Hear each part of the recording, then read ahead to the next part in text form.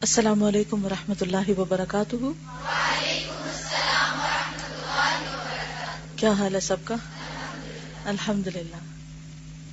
نحمده ونصلی علی رسولہ الکریم، اما بعد فاعوذ باللہ من الشیطان الرجیم، بسم اللہ الرحمن الرحیم، رب اشرح لی صدری ویسر لی امری واحلل عقدۃ من لسانی یفقہوا قولی۔ فصل 23، معاصی پر لعنت، گناہوں پر لعنت۔ آثار معاصی میں یہ بھی ہے، یعنی گناہوں کے اثرات میں سے یہ بھی ہے کہ بندہ آن حضرت صلی اللہ علیہ وسلم کی لعنت کی زد میں آ جاتا ہے۔ آن حضرت صلی اللہ علیہ وسلم نے بہت سے گناہوں پر لعنت بھیجی ہے۔ جو شخص ان معاصی کا ارتکاب کرے گا وہ بدرجہ اولا اس لعنت کا مستحق ہوگا، کیونکہ وہ گناہ اس کے اندر آ گیا۔ تو جب گناہ پہ لعنت ہے نا، جب اس نے گناہ کو لے لیا تو جس نے لیا جو کرنے لگا لعنت اس پہ بھی آ جائے گی۔ تو بہت کیئرفلی دیکھیے کہ کون سے کام ایسے ہیں جن کے کرنے والے پہ لعنت کی گئی ہے، اور ساتھ ساتھ اپنا جائزہ لیجئے کہ کیا اس میں سے کوئی چیز ہمارے اندر تو نہیں پائی جاتی، اور اگر پائی جاتی ہے تو یہیں بیٹھ کے عہد کریں کہ ہم اس کو اپنے سے نکال دیں گے، اس عادت کو چھوڑ دیں گے تاکہ ہم اللہ کی رحمت کے مستحق ہو سکیں۔ حضرت صلی اللہ علیہ وسلم نے ان عورتوں پر لعنت بھیجی ہے جو بدن پر گودنے لگوا کر اس میں رنگ بھرے، ٹیٹوز۔ عام طور پر کچھ علاقوں میں رواج ہوتا ہے کہ وہ آنکھوں کے میک اپ کے لیے یا ہونٹوں کے لیے یا اور جسم کے بعض حصوں کے لیے ایسا کام کرتے ہیں۔ بعض لوگ پورے چہرے کے اوپر، یعنی اس کی ایک طرح سے سکن تبدیل کرا لیتے ہیں یا اس کا رنگ تبدیل کرا لیتے ہیں، اور بالوں کے ساتھ دوسرے بال جوڑ کر انہیں لمبا کریں، جوڑا بنائیں، یا ویسے لمبے بال کرنے کے لیے بالوں کی چٹیاں لگائیں۔ بعض ہوتا ہے نا دھاگے کی چٹیاں ہوتی ہے وہ بالوں کو پکڑنے کے لیے، لیکن بعض لوگ کیا کرتے ہیں بالوں میں بالوں ہی کی چٹیاں لگاتے ہیں۔ اس سے کیا نظر آتا ہے جیسے بال بہت لمبے۔ بعض لوگ وگ لگا لیتے ہیں۔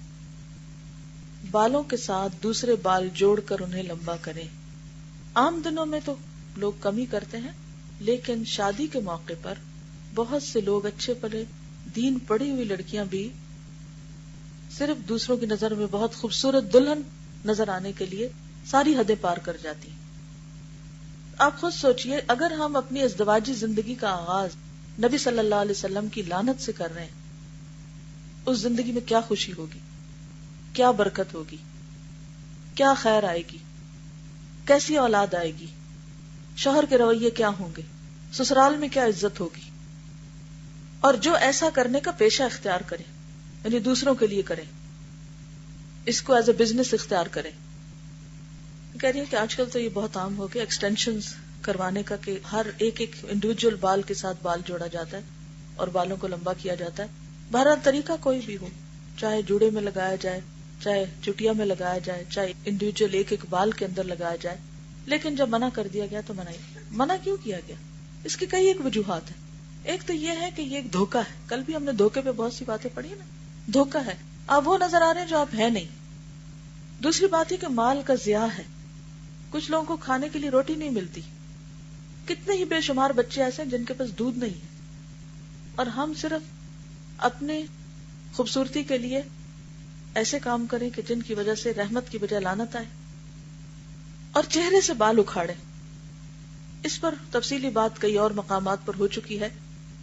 چہرے پر 2-3 طرح کے بال ہیں، ایک وہ ہے کہ جو بیماری ہے، ایک وہ ہے جو صرف زیب و زینت کے لیے اکھاڑے جاتے ہیں، اور وہ بھووں کے بال ہوتے ہیں، یعنی آئی بروز بنانا، اور اس میں بعض اوقات تو پورے اتار کے اوپر لائن لگا دی جاتی، بعض اوقات اپنی مرضی سے اوپر نیچے کیے جاتے ہیں۔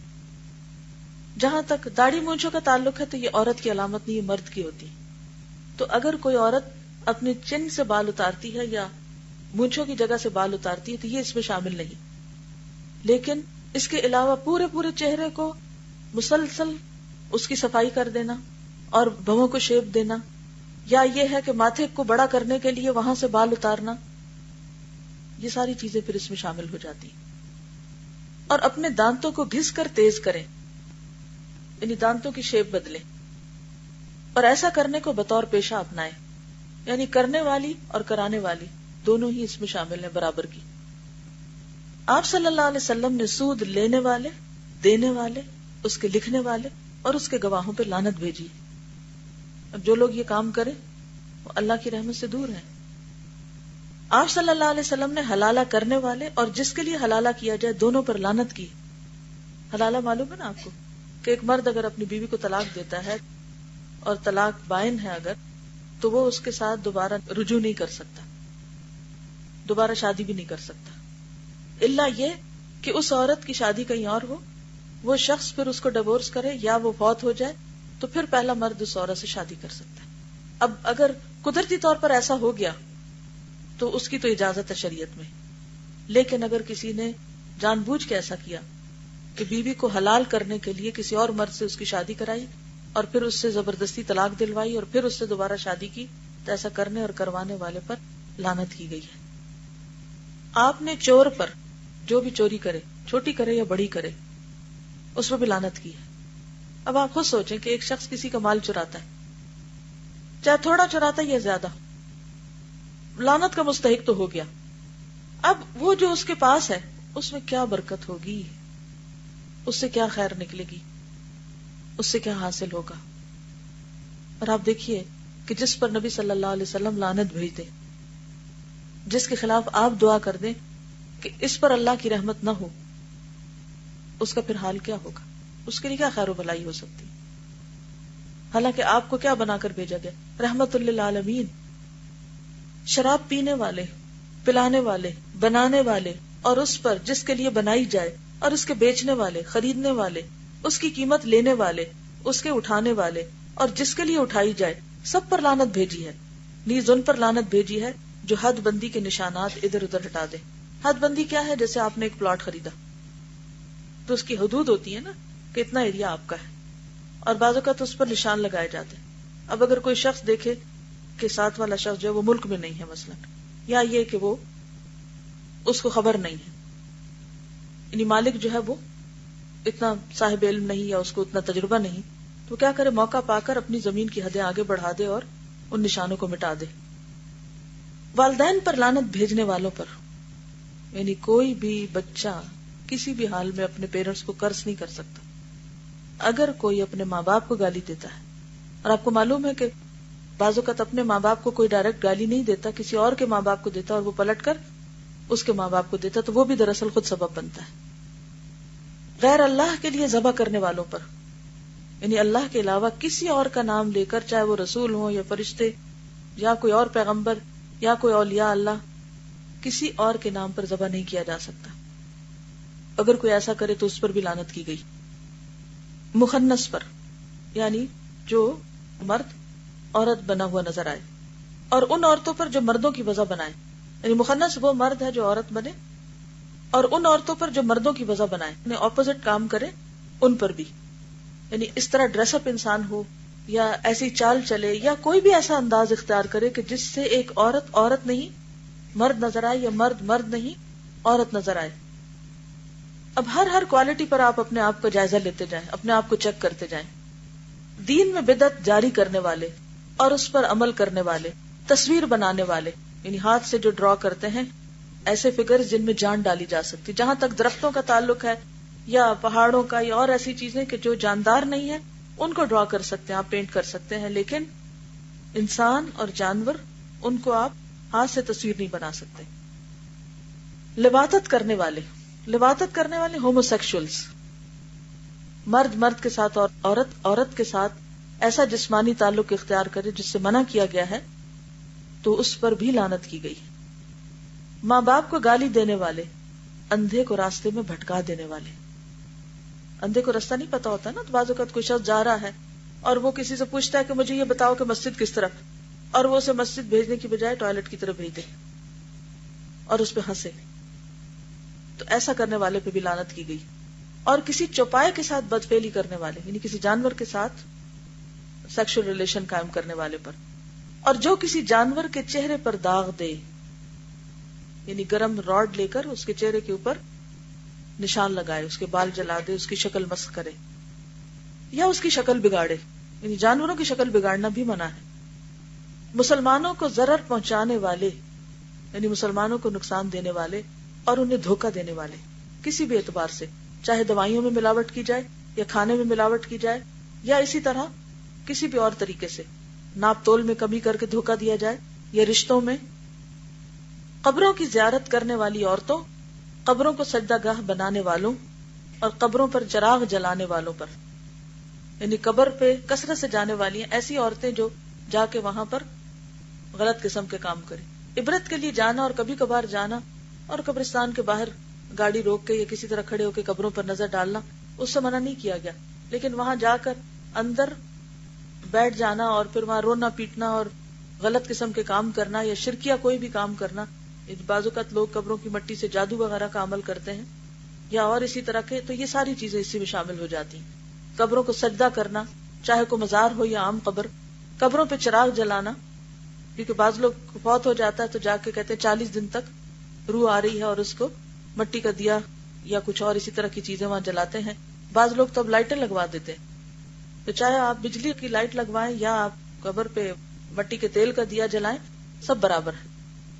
عورت کو اس کے شوہر کے خلاف اور غلام کو اس کے آقا کے خلاف ورغلانے والے، یعنی مطلب کسی لڑکی کی شادی ہوئی، اب اس کو تھوڑی بہت کوئی پرابلمز آ رہی، تو ہونا کیا چاہیے کہ اس کو ایسی نصیحت کرنی چاہیے کہ جس سے ماں باپ ہو یا بہن بھائی ہو یا کوئی بھی، کہ تم گزارا کرو، سمجھوتا کرو، کوشش کرو، صبر کرو، انتظار کرو. یہ کیا ہے؟ یہ ایک اچھی نصیحت ہے. لیکن چھوٹی چھوٹی مشکلات پر یا چھوٹی چھوٹی باتوں پر یا چھوٹے چھوٹے رویے پر بددل ہو کر اس لڑکی کو اپنے میاں کے خلاف کرنا یا اس کے شوہر کو اس کے سامنے برا بھلا کہنا یا کسی بھی طرح ورغلا کر شوہر سے دور کر دینا، یہ سب اسی میں شامل ہو جاتا ہے. غلام کو اس کے آقا کے خلاف، غلام تو آج کل نہیں ہے، لیکن اگر کسی کے سرونٹ کو جہاں وہ کام کر رہا ہے اس کے خلاف اگر کوئی پٹی پڑھاتا ہے کہ وہ وہاں سے بددل ہو کر چھوڑ دے تو یہ بھی اسی میں شامل ہے. بیوی کے ساتھ دبر میں جمع کرنے والے پر آپ نے لعنت بھیجی ہے. رسول اللہ صلی اللہ علیہ وسلم نے یہ بھی فرمایا ہے، اپنے شوہر سے سرکش ہو کر علیحدہ سونے والی عورت پر صبح تک فرشتے لعنت بھیجتے ہیں. یعنی نافرمانی کر کے اور بگڑ کر عورت اگر ناراض ہو کر شوہر کو اس کا حق نہیں دیتی اور اس سے الگ ہو جاتی ہے یا اس کو چھوڑ جاتی ہے، یعنی چھوٹی چھوٹی باتوں پر، تو یہ بھی ناپسندیدہ ہے. جو شخص اپنے کو اپنے باپ کے سوا دوسرے کا بیٹا گردانے، یعنی باپ کے نام کی بجائے کسی اور کا نام لگا دے، یعنی پتہ بھی ہو کہ اس کا اصلی باپ کون ہے لیکن کسی بھی وجہ سے وہ اس کا بیٹا نہ کہلانا چاہے اور اپنا نام کسی اور کے نام کے ساتھ لگا دے. بعض اوقات ایسا ہوتا ہے نا کہ میاں بیوی میں ناچاکی ہوئی، اب بچوں نے یا ماں کا ساتھ دیا یا باپ کا ساتھ دیا، تو بہت دفعہ ایسا ہوتا ہے کہ عورت بچوں کو لے کے آ جاتی ہے ماں باپ کے گھر، پھر وہ ناراضگیاں دشمنیاں ایسی بڑھتی ہیں کہ بچوں کا نام تک تبدیل کر دیا جاتا ہے، تو ان کے نام کے ساتھ باپ کا نام ہٹا دیا جاتا ہے، ماموں کا یا کسی اور کا لگا دیا جاتا ہے. اور بڑے ہو کر اگر بچے کو یہ پتا چل جائے کہ یہ میرا اپنا نام نہیں ہے، میرے باپ کا نام نہیں ہے، میرا باپ کوئی اور تھا، اور وہ کسی اور کو باپ کہے، تو یہ چیز بھی درست نہیں ہے دینی اعتبار سے. نہ ماں کے لیے جائز ہے کہ وہ بچے کا نام بدلے اور نہ بچے کے لیے خود جائز ہے کہ وہ باپ سے اگر ناراض ہے تو اپنی ولدیت تبدیل کر لے. اسی طرح جب بچہ گود لیا جاتا ہے تو جو اس کا اصل باپ ہے اسی کا نام لگنا چاہیے، اور اگر کسی وجہ سے وہ نہ معلوم ہو، بعض اوقات نہیں معلوم ہوتا، تو اس صورت میں اخوانکم فی الدین کوئی بھی نام عبداللہ، عبد الرحمن وغیرہ رکھا جا سکتا ہے، لیکن بچے کو پتا ہونا چاہیے. جو شخص اپنے کو اپنے باپ کے سوا دوسرے کا بیٹا گردانے، اس پر بھی لعنت ہے.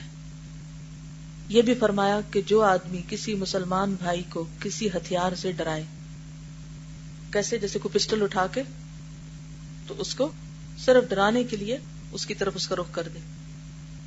پچھلے دنوں خاتون سے میری ملاقات ہوئی جن کا بیٹا اسی طرح کے دوست کی شرارت کی وجہ سے قتل ہو گیا دوستی کے ہاتھوں، اور وہ کیا تھا؟ صرف مذاق میں اس نے اس کا رخ کیا. تو مسلمان کے لیے جائز نہیں کہ وہ دوسرے مسلمان کی طرف ہتھیار کے ساتھ اشارہ کرے اور اس کو خوفزدہ کرے.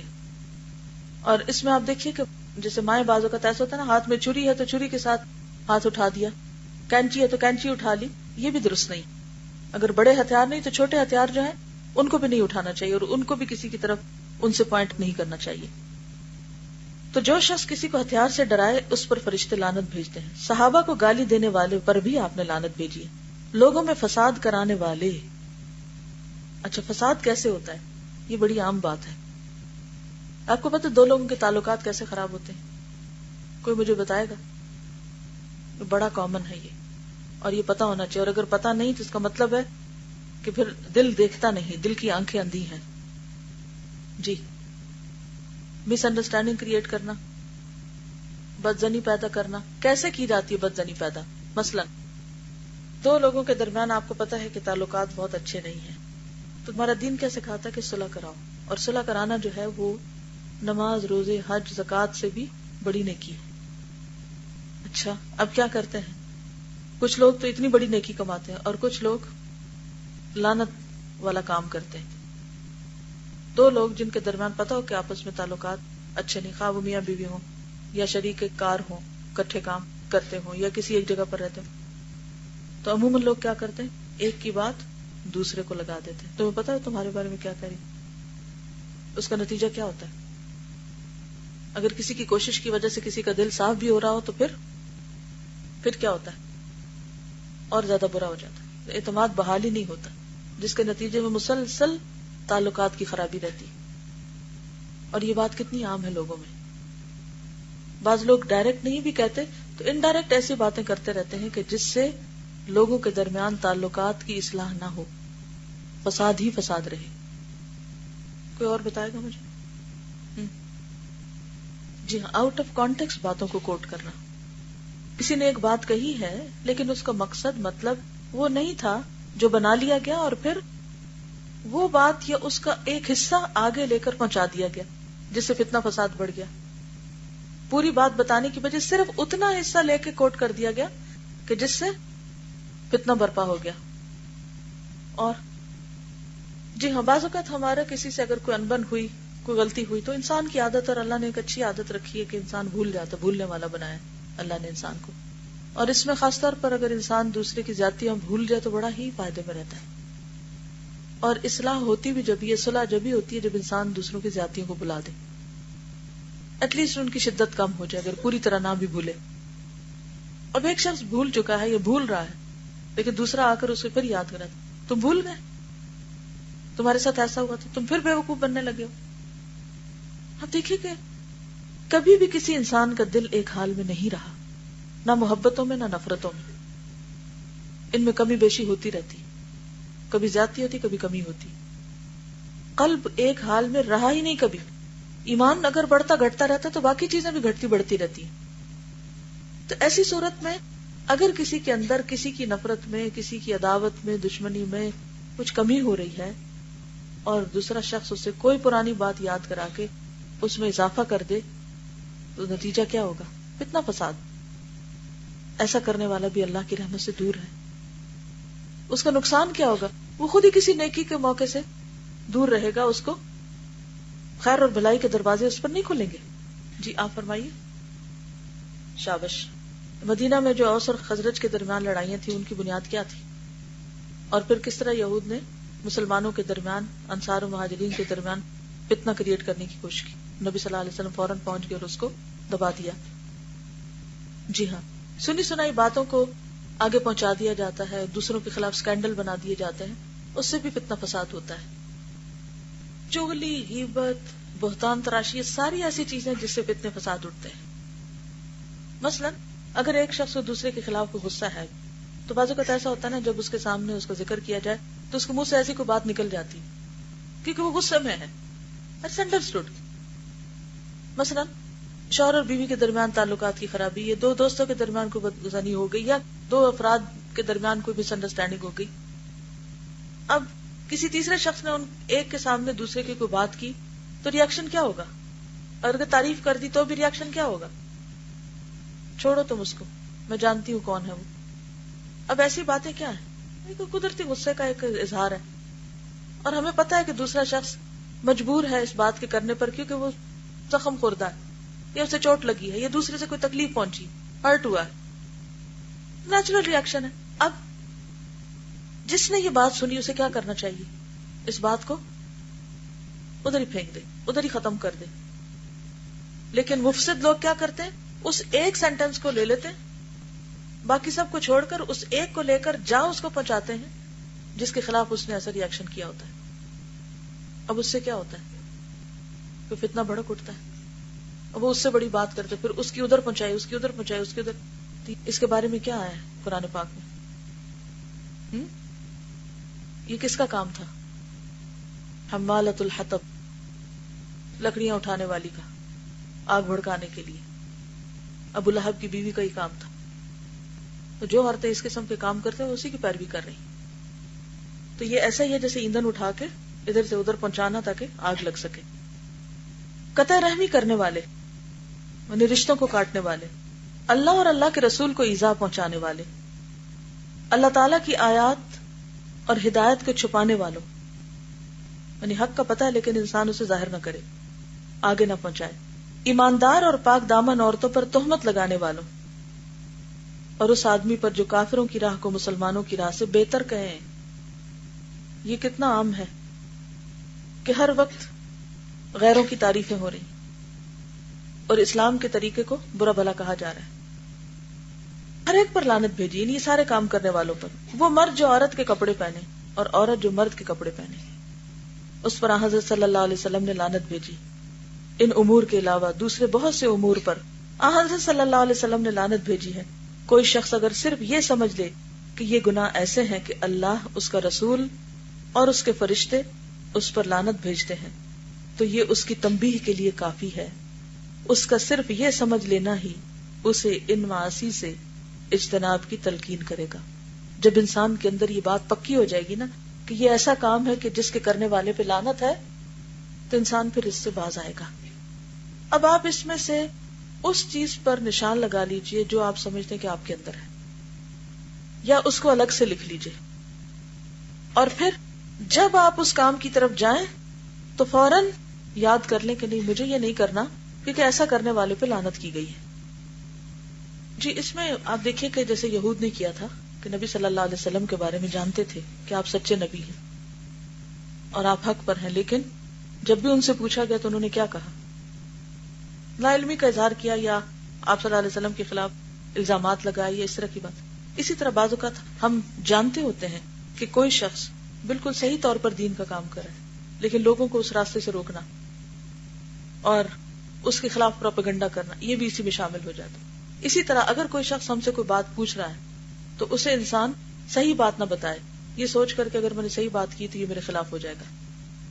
یعنی حق بات جو ہے، یہ سچی بات جو ہے، وہ دوسرے کو بتا دینی چاہیے، اسے چھپانا نہیں چاہیے.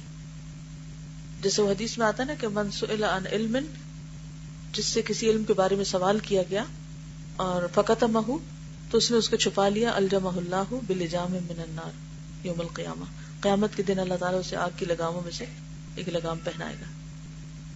دعا تو آپ جس وقت بھی کریں گے، جہاں سے بھی کریں گے، قبول ہوگی، لیکن یہ ہے کہ کثرت سے جانے والی. دوسری حدیث سے پتہ چلتا ہے زوارات القبور، کہ کثرت سے بنی وتیرہ بنا لے، روز چل پڑنا قبرستان.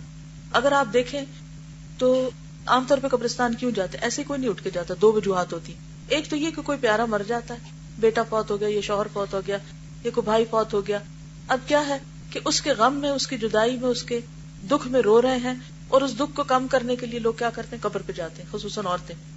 اب اگر کوئی عورت روز قبر پہ جا رہی ہے، روز جا رہی ہے، اس دکھ نہیں بھولے گی، کبھی بھی نہیں بھول سکتی اس غم کو، کیونکہ غم روز تازہ ہو رہا ہے. اچھا اس کا نقصان کیا؟ اور اگر ایک عورت روز روتی رہے تو اپنے میاں کو بھی ستائے گی، اپنے بچوں کے لیے بھی ایک مصیبت، اوروں کے لیے بھی.